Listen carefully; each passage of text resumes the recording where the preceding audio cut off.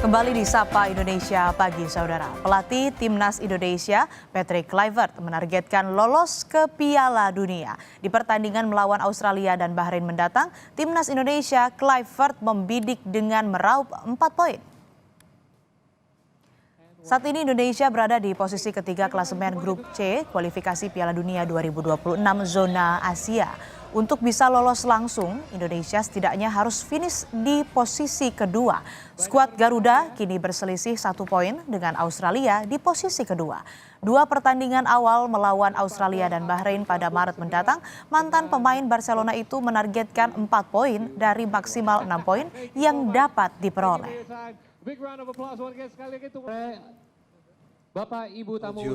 Before my goal is to qualify, of course, for the World Cup. So the first two matches are very, very important. We need to, to be directly sharp against Australia, and after against Bahrain, we need to be as well very sharp. So from the first two games, I love to have at least 4 points in the pocket.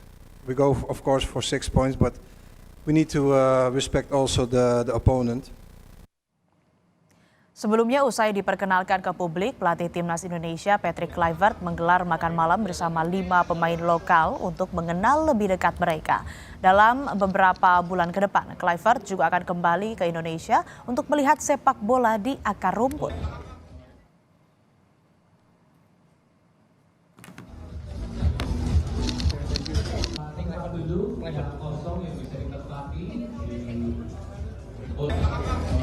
Pelatih baru Timnas Indonesia Patrick Kluivert menargetkan pada 2 laga pertama di kualifikasi Piala Dunia 2026, Indonesia meraih 4 poin saat melawan Australia dan Bahrain Maret mendatang. Lalu bagaimana strategi Kluivert demi meraup target poin agar lolos ke Piala Dunia 2026? Kita akan bahas bersama pengamat sepak bola Anton Sanjoyo melalui sambungan Zoom. Pagi, Mas Joy, apa kabar? Baik, pagi Asri. Ya Mas, ini kan Kluivert menargetkan 4 poin dari maksimal 6 poin yang diperoleh melawan Australia dan Bahrain mendatang. Nah, kira-kira bagaimana formula yang akan diracik oleh Kluivert? Ya kalau soal formula strategi jujur saya belum tahu ya, karena kan Indonesia ini kan selama dilatih oleh Sintayong ada beberapa strategi lah yang dipakai.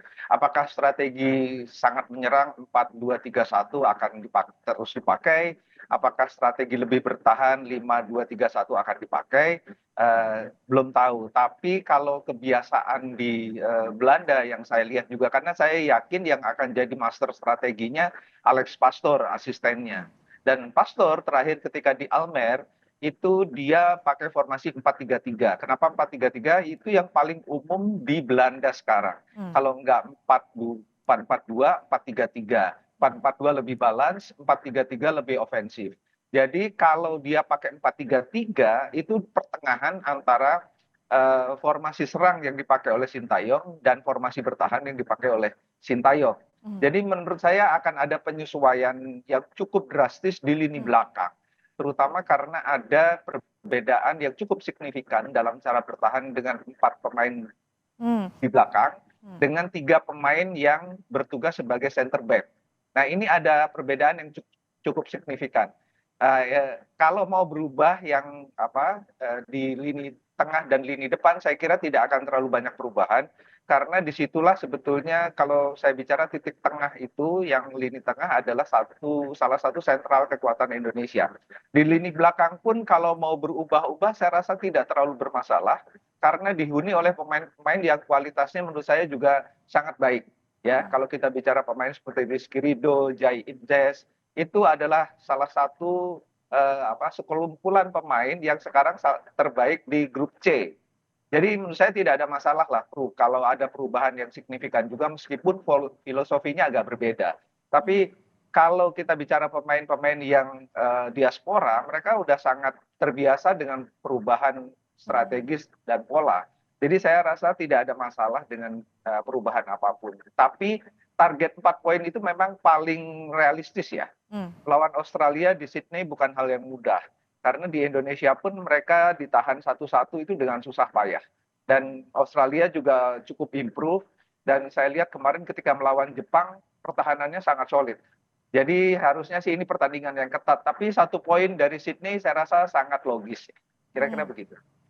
Kalau dari segi komposisi pemain nih, Mas Joy, apakah nantinya Kluivert ini akan memberi kesempatan kepada pemain lokal? Karena kan kemarin juga bilang, Kluivert bilang ini pemain lokal adalah jantung timnas. Nah, dan selanjutnya siapa saja kira-kira pemain yang akan dipilih? Kemudian kalau saya tidak salah, koreksi jika saya keliru, ini kan pemain diaspora itu baru bisa bergabung begitu pada Maret mendatang. Artinya kan waktunya sudah sempit begitu menghadapi pertandingan. Bagaimana kemudian bisa membangun chemistry-nya kalau nantinya memang pemain lokal juga diberi panggung untuk kemudian berlaga saat kualifikasi Piala Dunia ini, Bung Joy? Ya, saya tidak terlalu yakin bahwa dia akan menambah dari sisi kuantitas pemain lokal yang ada di tim Sintayong ya, yang ditinggalkan oleh Sintayong. Tapi pemain-pemain yang lokal yang ada, saya kira memang beberapa masih bisa diberi kesempatan ya. Mungkin saya selalu bilang Sadil Ramdhani mungkin bisa dipanggil lagi. Kemudian Sayuri bersaudara itu mungkin bisa diberi kesempatan.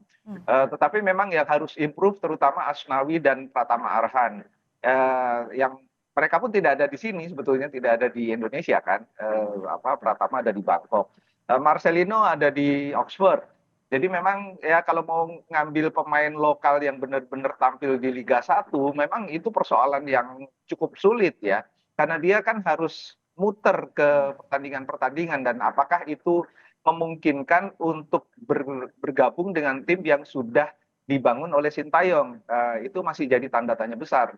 Tapi kalau kita bicara pemain yang sudah dibentuk oleh Sintayong, memang persoalan besarnya adalah sedikitnya waktu mereka untuk berkumpul bersama. Tetapi tim itu udah jadi.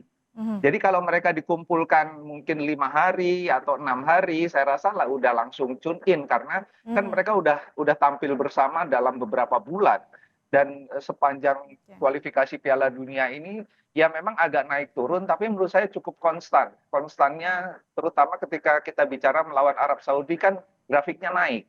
Jadi menurut saya kalau diubah-ubah lagi formasi yang sudah dibangun oleh Sintayong mungkin agak terlalu riskan. Jadi kalaupun ada penambahan pemain lokal barangkali 1 2 mungkin masih bisa ya. Tapi kalau dalam jumlah yang masif untuk menggantikan pemain-pemain diaspora yang sekarang berada di Belanda terutama, memang menurut saya kurang masuk akal dalam arti secara teknis mereka kan sulit di blending lagi karena mereka kan tidak bermain bersama. Kalau yang diaspora-diaspora itu kan ketika datang mereka ya udah langsung bisa bisa ngobrol bareng, tune in yang mau main gaya apa nih, langsung mereka bisa mainkan gitu. Kira-kira begitu karena mereka kan pemain yang sangat profesional. Jadi kurang lebih komposisinya tidak jauh berbeda dengan yang kemarin diracik oleh Sinteyong begitu ya, dan dengan rentang waktu yang tidak begitu lama, tadi Bung Joy juga menyebutkan 5 sampai 6 hari ini bisa mereka langsung tune in karena udah sering berlaga bersama begitu ya. Nah kan Betul. kemarin Kluivert juga bilang ini bukan soal timnasnya saja, bukan hanya pelatihnya saja, tapi juga kalau bicara soal sepak bola ada supporter di sana, ada PSSI dan lain-lain. Termasuk juga asisten pelatih yang dibawa oleh Kluivert, ada Denny Lanzat dan juga Alex Pastur begitu ya, Bung Joy. Nah, kedua asisten pelatih ini perannya apakah sangat begitu besar? Apalagi kita ketahui kalau Denny Lanzat ini kan fasih bahasa Indonesia begitu. Ya, ini justru yang berbeda dari timnya Sintayong adalah timnya Kluivert ini bisa berbagi peran. Ketika dipegang oleh Sintayong praktis dia sendirian itu, gitu loh. Nah, ini yang menurut saya bebannya menjadi berat. Kalau sekarang Kluivert lebih lebih konsentrasi, saya yakin dia lebih konsentrasi pada manajemen tim, manajemen secara permainan, tapi taktikal akan disiapkan oleh Alex Pastor. Hmm. Terus secara kita akan main dengan formasi A, kita akan bermain dengan formasi B. Saya lihat Australia mainnya begini-begini, kita harus main begini-begini, itu Alex Pastor. Nah, Dani Lanzat itu menurut saya lebih bertugas untuk ice breaking, komunikasi di antara pemain dan tim pelatih. Karena dialah yang sebetulnya lebih fasih untuk itu. Dan dia adalah sahabat dari Kluivert. Jadi ini menurut saya tidak ada masalah. Tim ini kalau solid komunikasinya dengan pemain, saya rasa akan peningkatannya akan cukup signifikan ya. Meskipun saya belum melihat cara mereka berlatih, cara melatihnya bagaimana, formasinya seperti apa, filosofinya seperti apa, tapi kurang lebih mereka adalah orang-orang yang di-breeding dalam satu wadah masak yang sama. Mereka besar semua di Belanda 18 atau 16 pemain diaspora besar juga di Belanda. Jadi saya rasa sih mainnya sih udah kayak main dengan tetangga gitu ya. Jadi nggak ada masalah dengan itu. Yang mungkin harus agak menyesuaikan adalah pemain-pemain Indonesia yang di breeding di Indonesia yang sekarang ada di luar negeri, Asnawi, Pratama, Marcelino, dan pemain-pemain yang sekarang sudah besar di Liga Indonesia, Hoki Caraka, Ramadan Sananta, seperti itu yang harus lebih menyesuaikan diri. Tapi saya rasa mereka pun pemain profesional kan. Jadi rasanya sih tidak ada masalah juga. Oke. Terakhir ini Bung Joy, jalur perjalanan timnas agar bisa menembus Piala Dunia 2026 ini bagaimana? Kalau yang disebutkan kan banyak juga masyarakat ataupun supporter timnas ini berharap peringkat kedua begitu ya. Tapi kalau timnas ini mampu minimal menempati peringkat 3 atau 4 di klasemen di akhir putaran ketiga ini bagaimana? Kalau peringkat kedua saya rasa berat lah. Yang kita lawan itu adalah sekumpulan tim yang terbaik juga di Asia. Jadi kita bersaing dengan tim-tim yang luar biasa. Kalau kita bicara melepas semuanya kepada Jepang, direct kompetitor kita kan Australia, Arab Saudi, Bahrain, dan Cina gitu loh. Dan mereka juga bukan tim yang diam saja, mereka juga ada improvement. Jadi kalau posisi 2 saya rasa ya berat, walaupun secara hitung-hitungan masih bisa. Tapi berat sekali karena ada 2 pertandingan Indonesia away. Pertama lawan Australia di Sydney, kemudian lawan Jepang di Osaka. Yang harus kita ambil adalah pertandingan 2 di home lawan Bahrain dan Cina. Tapi kalau bisa menahan Australia, menurut saya jalan ke sana terbuka lebar karena udah pasti Indonesia bisa ngalahin Bahrain misalnya. Karena kepercayaan diri yang sangat tinggi. Lalu kemudian mengalahkan Cina, terakhir kalau bisa sih nahan Jepang. Sehingga ada kemungkinan bisa masuk posisi 2, tapi rasanya berat nahan Jepang di sana. Dan saya kira harus step by step lah. Nahan dulu Australia di Sydney, saya rasa itu membuka semua kotak Pandora. Oke. Tapi kalau kalah pun menurut saya masih ada peluang karena Indonesia masih 2 pertandingan away melawan Bahrain dan Cina. Kalau menang dua-duanya terbuka juga peluang untuk lolos ke putaran keempat. Jadi rasanya sih semua cukup terbuka.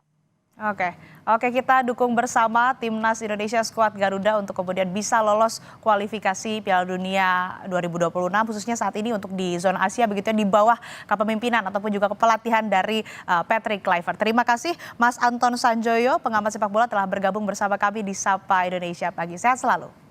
Mas, terima kasih.